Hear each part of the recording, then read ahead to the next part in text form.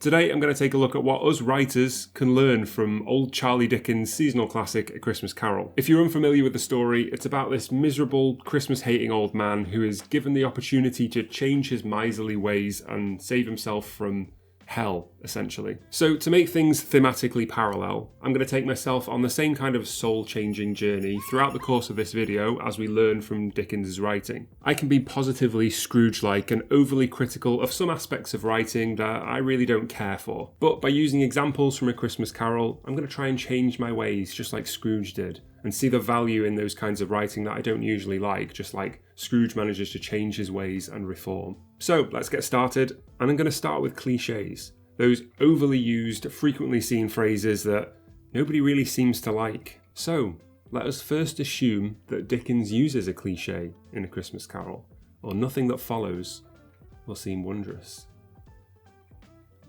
It's a reference to the Muppet version, forget it. The cliche that Dickens uses in A Christmas Carol is dead as a doornail. And I know, before you judge me for even thinking about changing my miserly ways and accepting a cliche like that, let's take a look at how Dickens actually uses it, because therein lies a sneaky cheat. Old Marley was dead as a doornail. Mind, I don't mean to say that I know of my own knowledge what there is particularly dead about a doornail. I might have been inclined myself to regard a coffin nail as the deadest piece of ironmongery in the trade. Aside from that being a pretty funny piece of wordplay in and of itself, I like that Dickens uses this cliche of dead as a doornail, which was apparently even a cliche in 1843, but he twists it and brings it closer to the themes of his story. He takes a very regular, everyday phrase and twists it so that it fits into the story that you're reading. I think that's a good way to get away with a cliche or two. Not to mention, that line neatly doubles down on the atmosphere of darkness and death in the opening of the story. And it helps to establish this really clear and present narrative voice.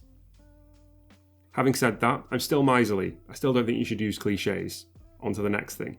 If you've seen any of my videos before, you may know that something I discuss regularly and don't hide my distaste for is really detailed description, and in particular, really detailed descriptions of characters. And I usually feel that way for one simple reason. There's often nothing connecting that character's description to the actual story. They're two separate things that don't really seem to relate to each other. The description is just there as information, and it feels, at least to me, like it's just there because the author wants it in there. A lot of readers love that. I just don't. However, in this case, in the case of the description of Ebenezer Scrooge, I'm really on board with it, because I think Dickens does a fantastic job of tying his physical features to his character. Both of those things then, his features and his personality, aren't just separate pieces of information. They're two halves that together add up to more than the sum of their parts. Let's have a look at the description. The cold within him froze his old features, nipped his pointed nose, shriveled his cheek, stiffened his gait, made his eyes red, his thin lips blue, and spoke out shrewdly in his grating voice. Nothing wasted there. Not one feature is talked about without linking back to the entire point of describing him, to emphasise the coldness that he is seemingly built from. He carried his own low temperature always about with him. He iced his coffee in the dog days and didn't thaw it 1 degree at Christmas. Iced his coffee in the dog days. I like that. Those two excerpts, besides a little bit in the middle, basically run into each other. In other words, there's no point where the physical descriptions start and stop, and then the descriptions of his character start and stop. They function together to enhance Scrooge's character and impress upon the reader just how unfortunate they are to be meeting him. I don't like physical description, but this I do. Maybe I'm starting to get it. Maybe I'm starting to defrost like a Christmas turkey, but I'm not there yet. How about a bit more description? In fact, how about the cardinal sin? Description of the weather. There's no way that I could like that, right?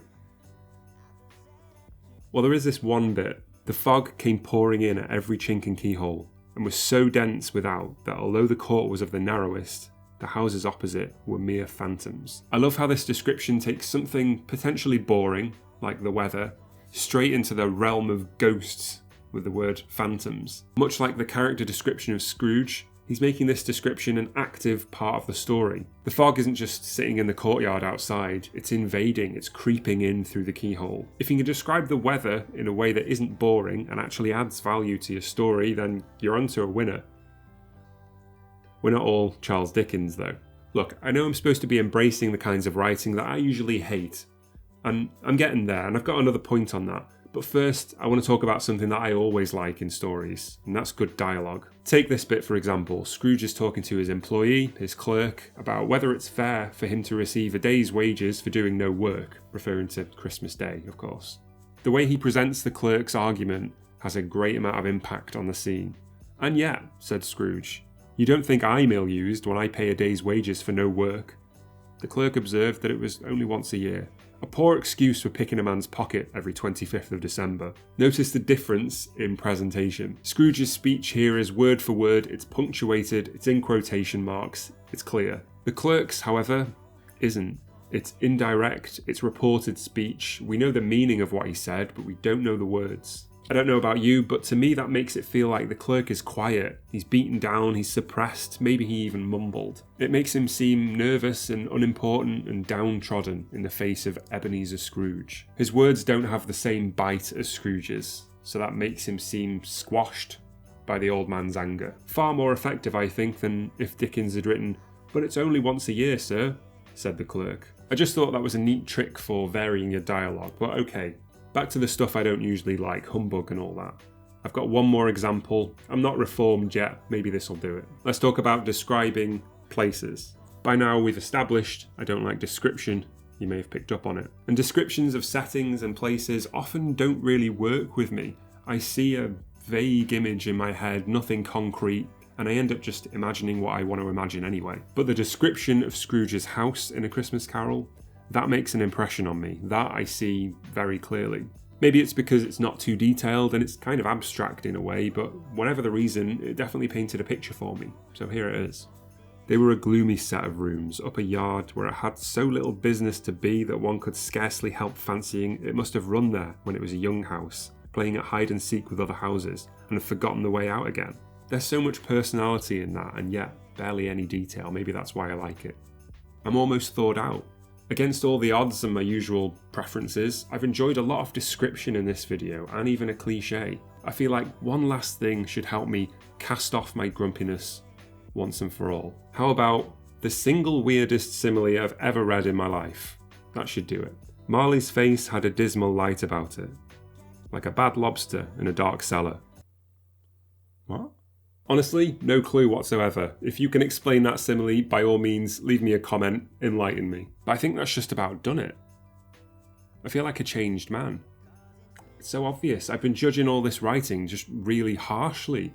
I can see the value in it now. I can see the value in describing absolutely everything in your story in a great amount of No, I still don't like it at all. Yeah. Oh well. Happy holidays.